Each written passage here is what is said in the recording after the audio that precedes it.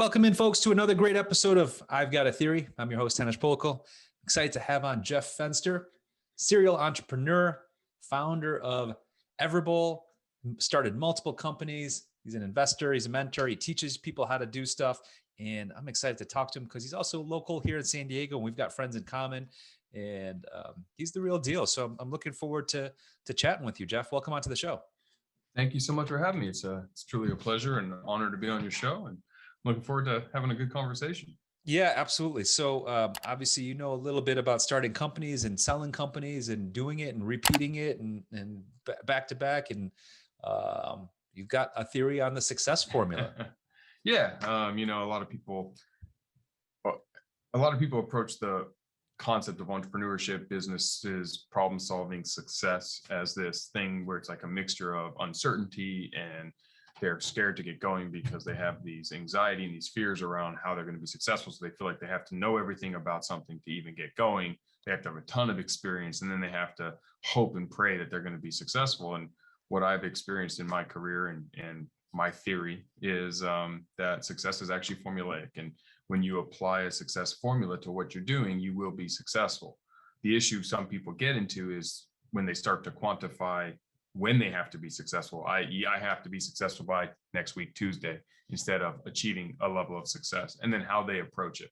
My background, as you may have seen, I've started companies in all different industries with zero experience. I started a restaurant chain. I don't know anything about restaurants. I had a digital marketing company. I knew nothing about computers. I started a payroll and HR company, and it built an HRIS piece of technology. I'm not a technical guy, and I barely know how to calculate payroll, right? So all that experience aside didn't stop me, or lack of experience aside, didn't stop me from scaling and growing these companies to an eventual exit or profitability that yielded great returns and would be deemed in our society as successful. Okay. And so, formulaically, if you understand and you think of children, right? And this is the mistake people make, is they lose sight of everything you need to know about developing yourself into learning how to do something. And then from I know nothing to proficiency to mastering, we can learn from kids, right? How does a kid learn how to walk? They try, they fall, they try again, they fall, they try again, they fall, they eventually figure it out, they stumble, they're holding on to things, then they're walking, then they're running, and now they're playing sports.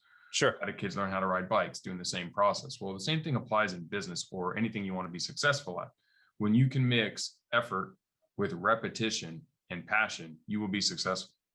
And that's the three ingredients that people lose sight of when they're trying to attack a problem, or how I can build this company, or how I can have this great relationship, or how I can do blank, right? I want to work up, even as an employee, I want to grow within the organization. Effort mixed with repetition, mixed with passion equals success every single time. It's just now a question of what level of success and when. And Okay. that's the part that I think confuses a lot of us and gets in the way, right? So like I wanted to, and I'll use Everbowl as a good example because it's the project I'm working on right now. Our goal is to scale Everbowl into a national powerhouse craft superfood brand. We just opened our first store in Florida, so now we're on both coasts. We have 40 stores in 9 states. We have 130 more under development. Are this a franchise model, or do you own all these stores? So I owned the first 28, and then we started franchising actually when COVID happened. So now we franchise, but the first 28 were all corporately owned, built by us, run by us, and handled ourselves. Okay, keep going, because the common question, first question I have is, hey, if you don't have experience in real estate or in restaurants, did you hire someone to help you teach the basics of here's how we rent a store and stock it with kitchen equipment and cook food and a menu and things like that? Yeah, good question. So I signed a lease and decided I was going to open a restaurant. And the first thing I did was I went to another bowl shop, or a smoothie shop, because there were no bowl shops at the time. And a guy named Kyle. And I said, hey, Kyle, I want to pay you $5,000 to give me some consulting advice on how do I get a health permit? And what are the first 9 things or 15 things I have to do to open a restaurant? Because it's amazing. People forget money buys stuff, but money also buys information. Money buys guidance. Money buys planning. So you go up to an expert or someone who is already experienced and offer them money in exchange for knowledge, they're going to give you the shortcut guide, right? You'll find that human or that resource. So, Kyle came in and he walked into my restaurant in Poway before there was literally anything. He's like, you need a dump sink and a mop sink and you need all these chemicals and you have to go to the health department and get this permit and you got to go to the business department and get this permit and you need a sales. And he gave me this laundry list of stuff. How'd you vet him out? How'd you know that Kyle was the guy? I didn't. I just knew he had a restaurant and I became friends with Kyle. And so I had access to Kyle. But if he had already opened his restaurant, he was already where I need to be, right? I didn't need him to learn my business. I needed to get to the point of opening. So how'd that idea spark? Was it after you were a customer at Kyle's restaurant and said, hey, I want to do the same thing? No, or something similar? I had this plan that I had sold my digital marketing company in 2015. And I was kind of hanging out at the house, driving my wife and kids a little crazy. And my wife said, go do something you're really passionate about and get out of the house because you're driving us crazy.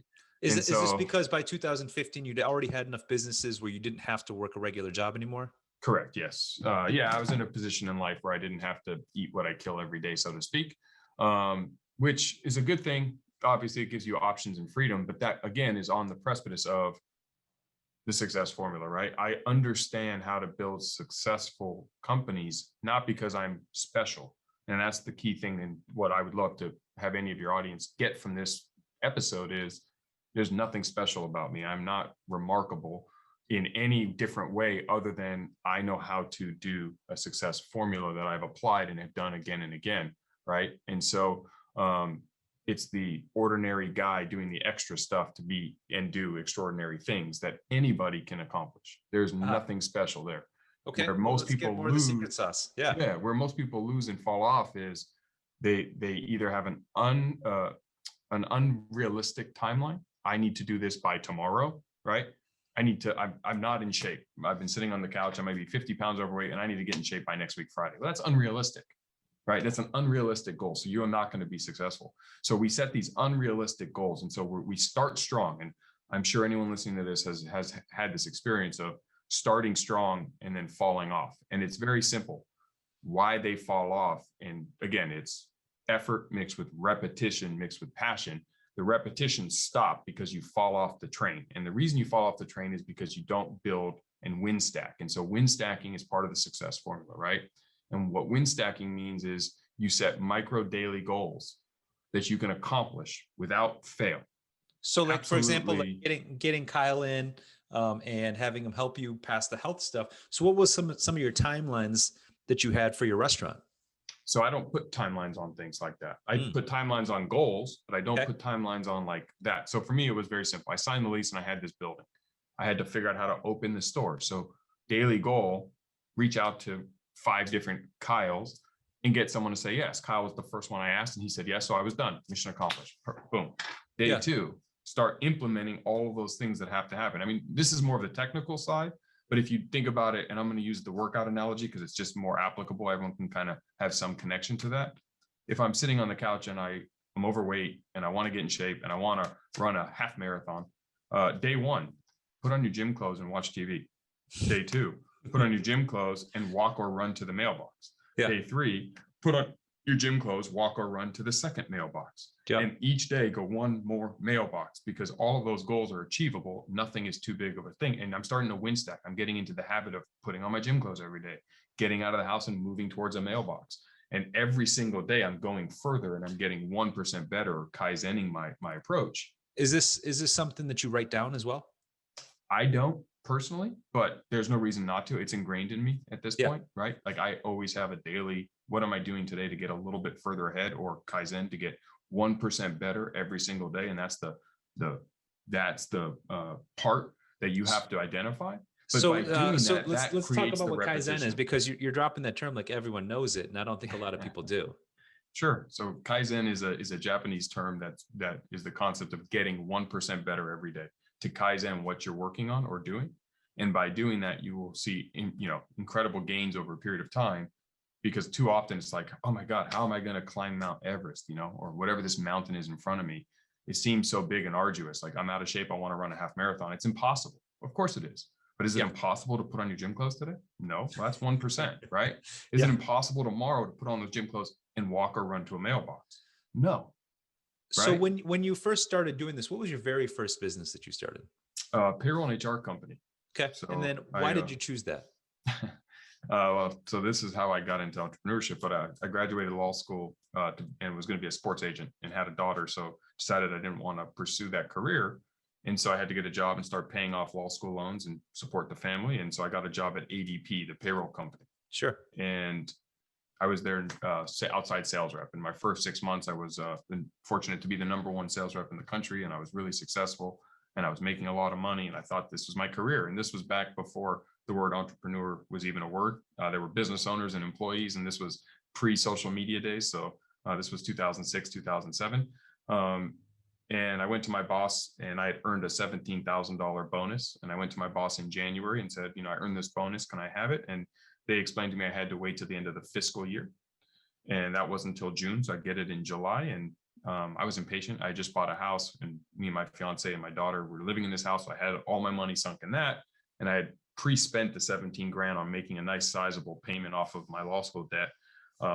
And when they told me I had to wait 6 months, I got flustered, and I was 24, and I got a big ego, and I threatened to quit if they didn't give it to me, and they called my bluff. And so I went home that night and asked my fiance if she was down to sell the house we just bought, move in with my mom and dad, and I'm going to start my own payroll company because fuck ADP was my model. And she was supportive, and I did. And I knew nothing about being a business owner. I had no plans on doing that in my life. That was not a goal. So the one catch is that you said there's nothing special about you, but you're obviously a good salesperson, right? So Yes. You have that going for you, that you know that you can go. You've got enough belief, confidence, and influence to be able to get someone to say, yeah, I'll sign up with Jeff because I'm eating up what he's spitting out, right? And so you got that going for you, right? So you're decent at sales. And I think that that's one of the key requirements for any business owner, is that you've got to be a good salesperson.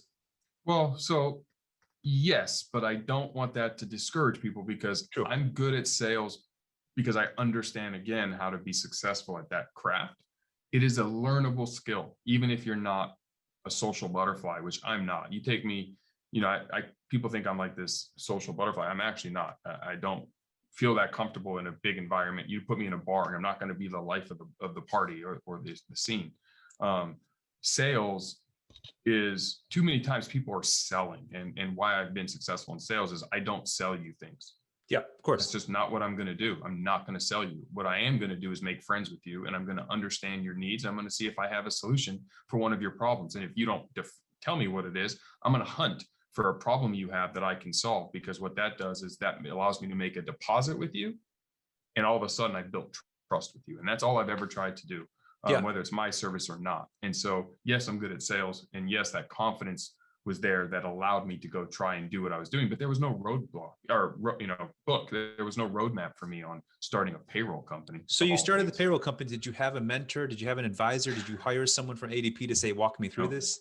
No. Truthfully, what happened was I got one of my best friends a job at ADP in sales. And I said, quit your job and join me. You handle the operations side. I'll handle the sales side, because I was the #1 rep, and he was decent, but he was good at the other side. We did that. And then literally we sat in my mom's kitchen the very next day. The company iChecks was started or formed.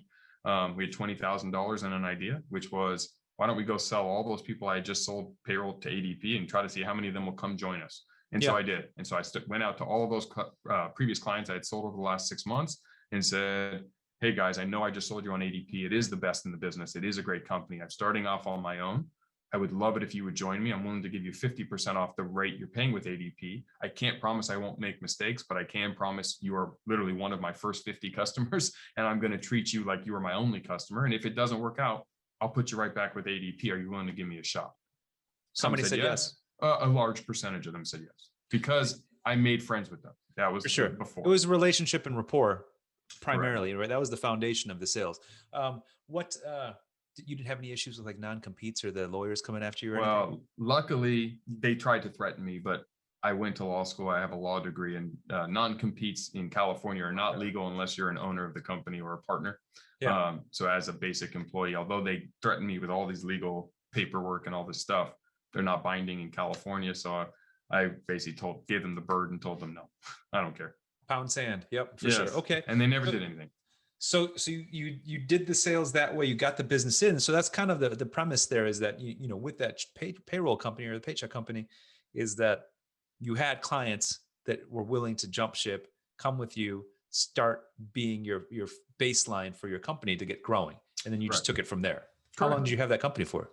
From 2008 until 2011, we sold it to a company in Florida called Mangrove. Okay, cool. And so, all right, so let's jump back to Everbowl, because Yes. you've got a formula. You hired Kyle. You passed some health inspections. You don't have timelines, but you're making micro goals. So, what were some of the other milestones along the way? And then, what was the time frame from when you said, "I'm going to lease this space," to "I'm now selling a bowl and someone just paid me X dollars for it"? Well, so July 22nd, I met the landlord. August 2nd, I signed the lease. August 3rd, I hired Kyle, and we opened for business October 15th of 2016. So That was the about time 2 frame. months, Yeah. 3 months. 2-3 months. Yeah. Wow. And so very how'd quick. you put together a menu concept? Did you hire a design firm as well to say, I need a name, a logo, Well, some again, menus? my whole career is built on Well, you relationship had some capital. design too, right? No, I don't design. I have friends who are great at it. So one of my I'd say one of my closest friends is a phenomenal designer, and I reached out to him. His name's Eric Purcell, and I said, Eric, I have this idea. I'm opening a bowl shop. I was going to name the company Thrive Bowls, which was a bad name, but it was the name I came up with. Sure. And he said, no, you're not. Let's work on a better name with some cool branding and design. And so we got together, and he took all my ideas out of my brain, and he came up with Everbowl. And what I was trying to achieve with the Everbowl mission and the unevolved lifestyle, and what my goal and the why behind the brand and what we were solving. Because businesses, if you forget success on anything is formulaic, but when you have a business to be successful, you better have a why that either is brand new and disruptive, improve something 1 to 3 to 5%. You have to have some reason to why someone's going to choose your company and want to be involved with that brand. At Everbowl, it's about this word, it's about living an unevolved lifestyle. And that is a word created and I trademarked, and it means living actively and eating stuff that's been around forever. And that's where the word Everbowl came from. The tagline is made from stuff that's been around forever. Your health and being the best version of yourself is also formulaic, right? You can be the best version and healthiest version of yourself if you live actively and move your body and eat stuff that's been around forever. And that's what our mission is at Everbowl, is to help provide a quality food option for people in communities all across this country and give them access to affordable, filling, delicious, and accessible superfoods so they can eat stuff that's been around forever and incorporate it into their lifestyle. Because we are now eating too much fast and fried food. We spend all of our time eating junk food, and it's because we're in a hurry. We don't have time, right? That's one of the big excuses. So I reverse engineered the 4 main excuses I was given from friends and family and just from talking as to why do you choose to eat McDonald's over when you know it's bad for you, right? It's like smoking. We know eating bad is bad for us. We just know it, but we do it, and we're all guilty of it, right? I'll eat M&Ms during, if they're there. I'm guilty of it as well. And it's usually one of 4 excuses. Well, eating healthy either costs too much to eat healthy, or it doesn't taste good, or it doesn't fill me up and leave me satisfied like the burger and fries does, or I can't get it. I'm in a hurry. I have my office. I have 30 minutes for lunch, and these are my choices, right? So I knew that if we built Everbowl to solve those 4 excuses and we made Everbowl affordable, filling, delicious, and accessible, I can get a lot of people to eat healthy and help them live an unevolved lifestyle and be a better version of themselves. And if we can make money doing it, that's great, right? How'd you get your menu together? Do you have a chef friend as well? No. So the concept behind Everbowl was, I'm a bit of a hypochondriac. So I used to spend a lot of time researching prevention of illness, and hypochondriac is being afraid of disease. And so I would Google and learn about cancer and all these conditions and how do you prevent them? Because it's easier to prevent illness than cure it. And so for years before Everbowl was even an idea of a physical restaurant or business, I used to import superfoods into my house because acai is loaded with antioxidants. It's going to help you stay younger. It's going to help ward off illness. Graviola was used. Harvard did a study with graviola and found that helped reduce the symptoms and potentially prevent 12 of the most common cancers in America that we're dealing with. So I imported these ingredients into my house and I was eating them all the time. And I loved it. It tasted really good. There's just no restaurants to go get it. So when it came time for the Everbowl and for me to do something else, and I realized, why aren't there bowl-centric places? There was juice shops and smoothie shops, but they don't really sell acai back then. Now they do. But back in 2015, you just couldn't go to a local community center and find an acai bowl or find a graviola bowl. They just weren't available. So I was like, well, I like them, and everyone who's come in my house likes them. So why don't we turn this into a business, because it meets all of the criteria of what I'm after, something I'm passionate about, that I'm prepared to be repetitive on, and I'm going to give 100% of my effort towards, I know I can make it successful. I've identified the problem as to why people aren't eating healthy. So if I can solve and address those 4 excuses I mentioned with this cool ingredient that's different, I can build a successful business. And so the menu was 2 weeks before we opened. I had a bunch of friends come over to my house and I made them a whole bunch of bowls, different flavor versions. And we started playing with let them vote on little pieces of paper, and we went around the room and I got all of their feedback, and then we just came up with a menu, and that was it. Yeah. I mean, menus can change. Like, again, it's not like I'm not naming my firstborn with this thing. So it's not weird to change it in 2 weeks if no one likes some of these recipes. Right. And the brands evolve now. So now when you come into a local Everbowl, it's create your own. You have the option to basically pick your bases from any of one of our 7 unique superfood bases, and then load it with whatever toppings you want. So you get to be the chef. We're here to help. We're here to guide you. And next week when you get in, you're going to see and feel that experience. But that's important.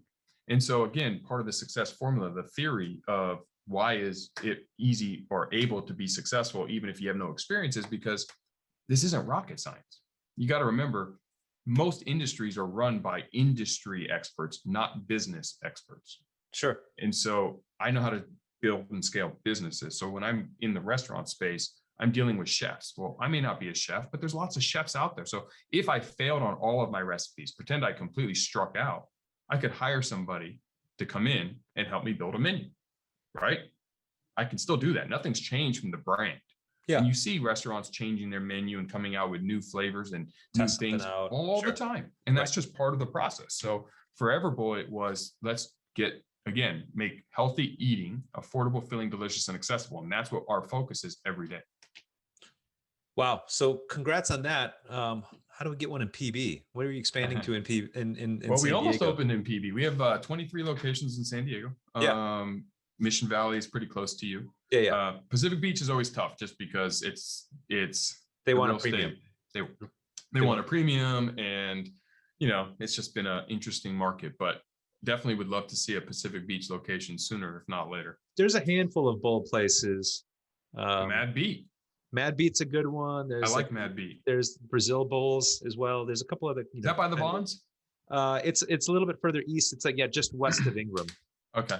Yeah, pretty close to Powerhouse Pizza. So there's lots of healthy themed restaurants that have been catching hold in PB, which is great. As some of these burger places go out of business, like Five Guys went out of business in PB. This is kind of indicative that people will go to a healthier spot, especially in places where there are health conscious residents and visitors that come to a beach town, right? For sure. And I think that's what's great. I mean, that goes back to our unevolved mission. And I think going back again to the business side and what makes success in business, not chasing money. Because a lot of times you have this mindset that competition is bad, right? Like, oh my gosh, Mad Beat. I love the Mad Beat. If I'm in PB, I'll go eat there. I like the bowl. It's a good quality bowl. They're a competitor of ours, kind of, but not really. I don't view them as a competitor. I view Five Guys as a competitor.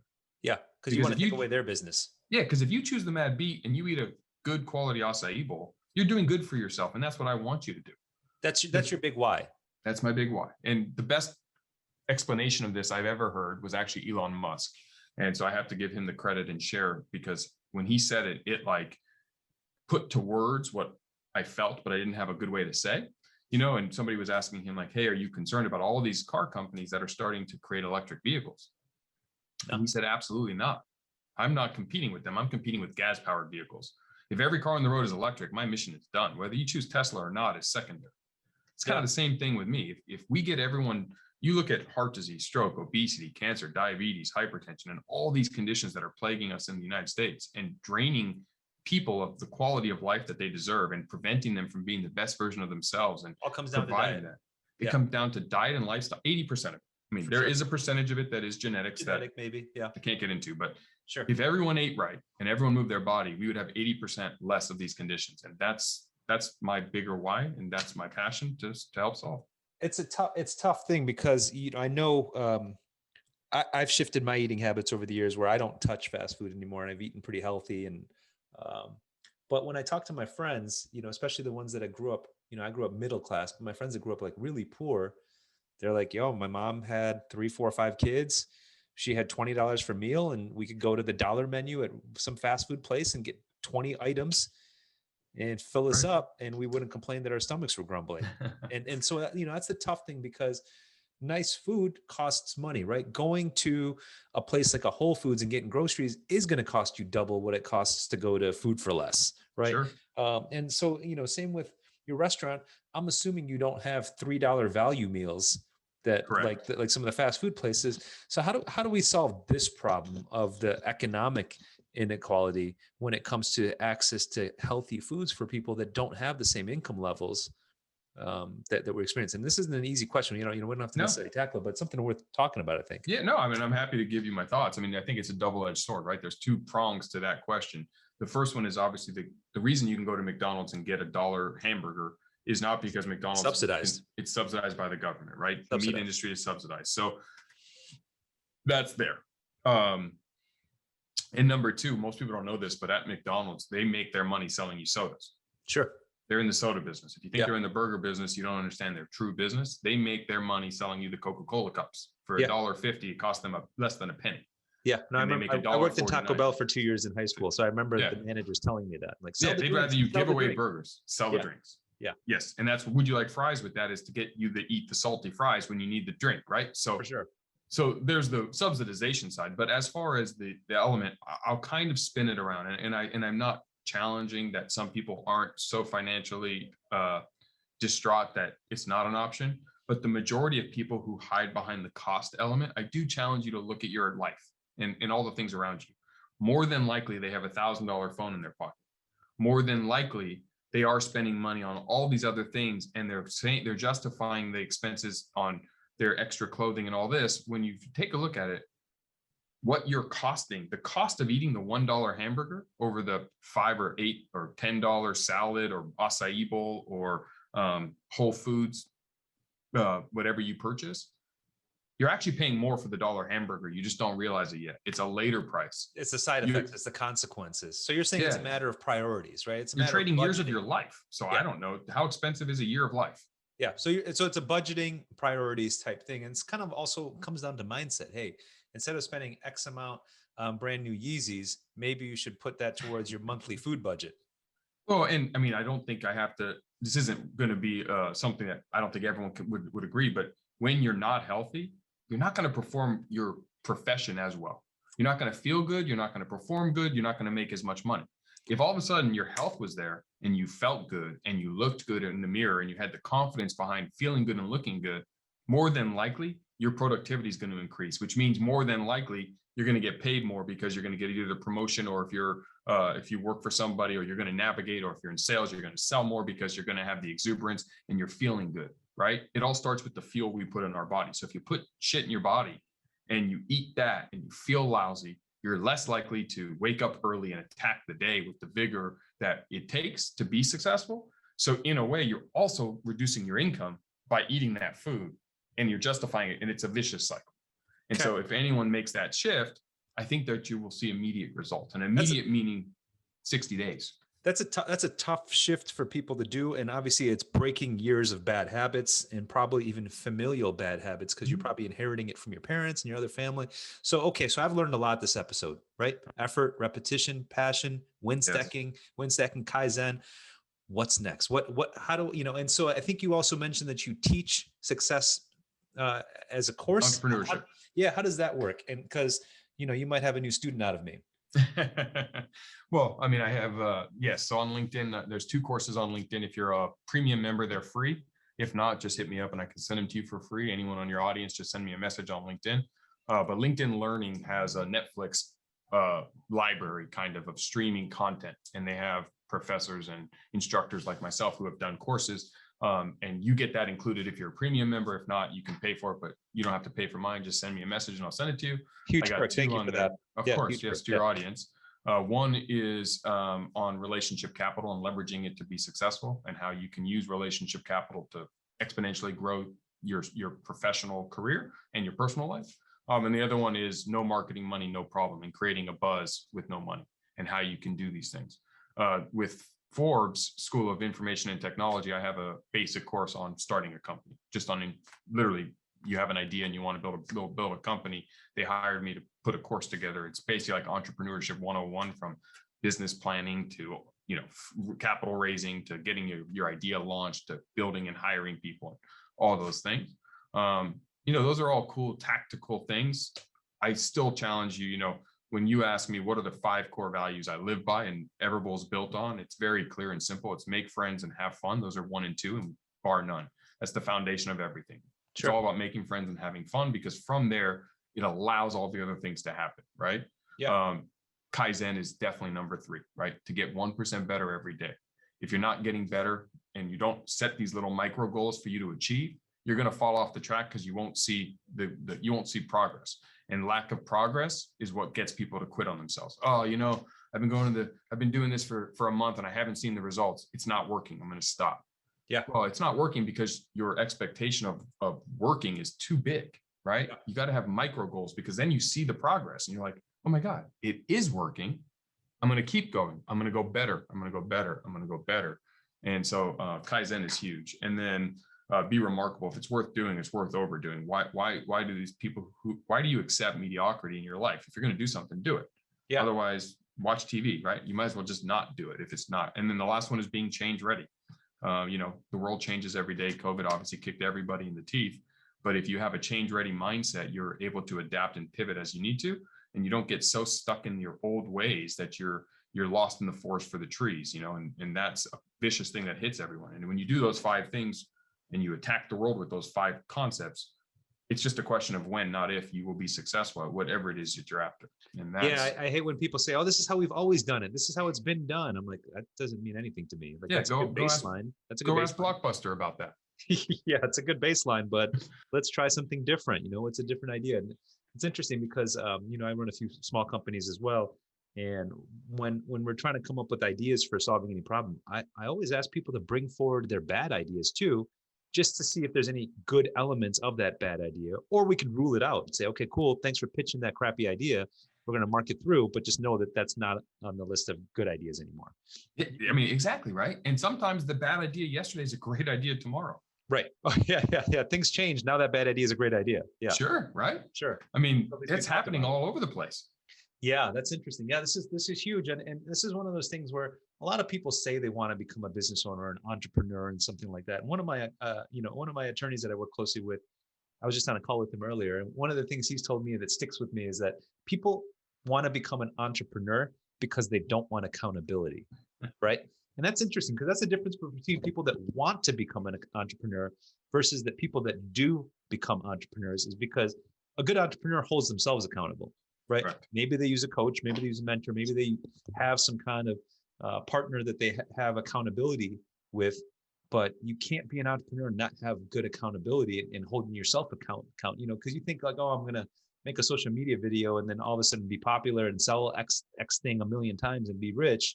The truth is far from that, right? You got to do 1%. Maybe you can sell 1 today, but maybe you can sell 1.1 tomorrow. Who knows? That's right. And again, to exactly what you just said, having been doing this now for almost 15 years and having no goal, I was never wanted to be an entrepreneur.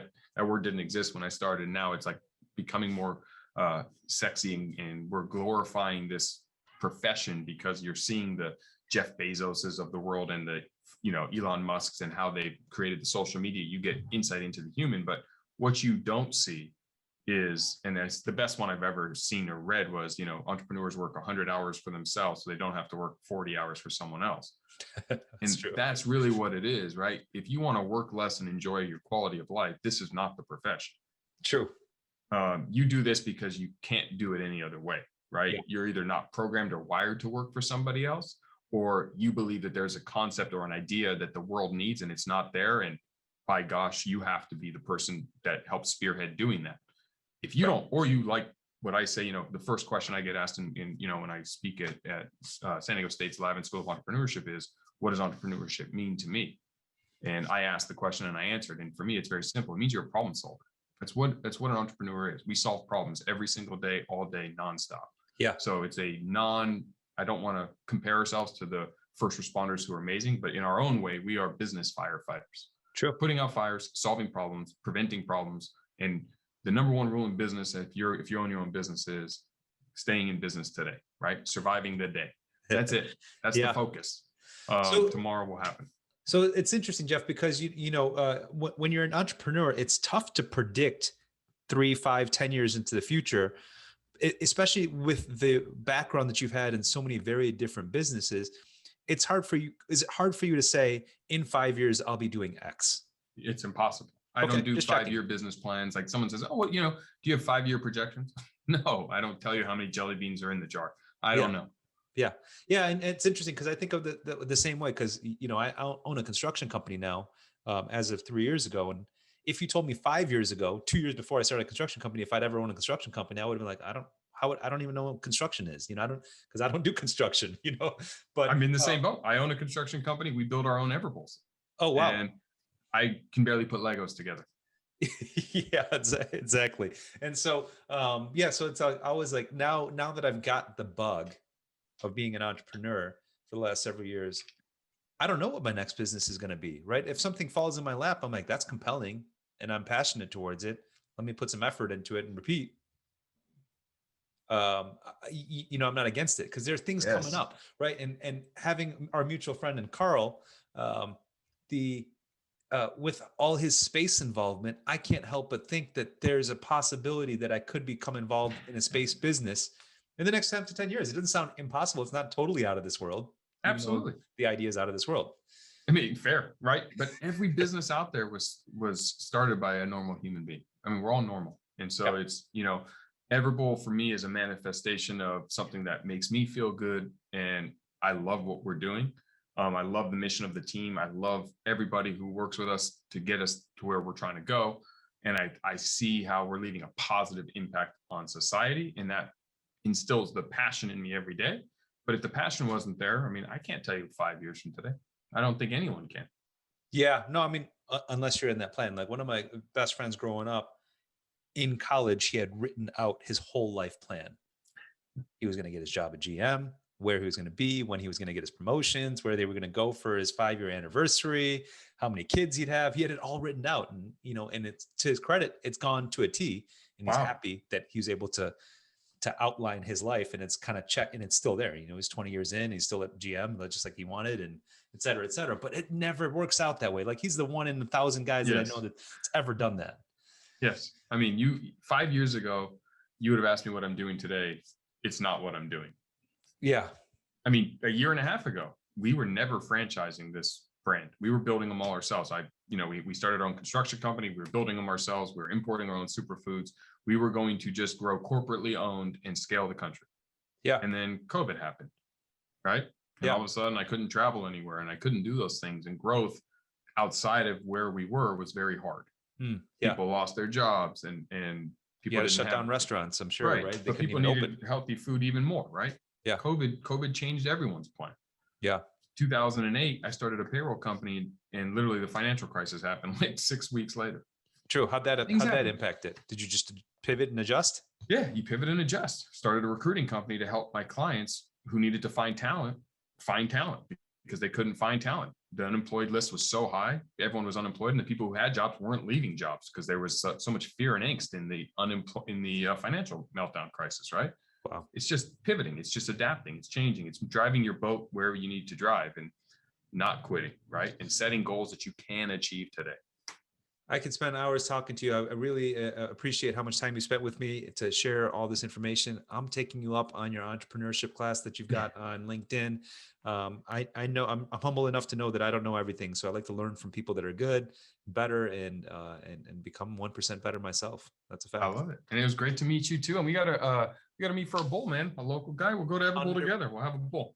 100%. I'm down for that. Let me take your class so I can be a little bit smarter and then pick your brains with the office hours with the professor type thing. Oh, that'd be fun. Thank you.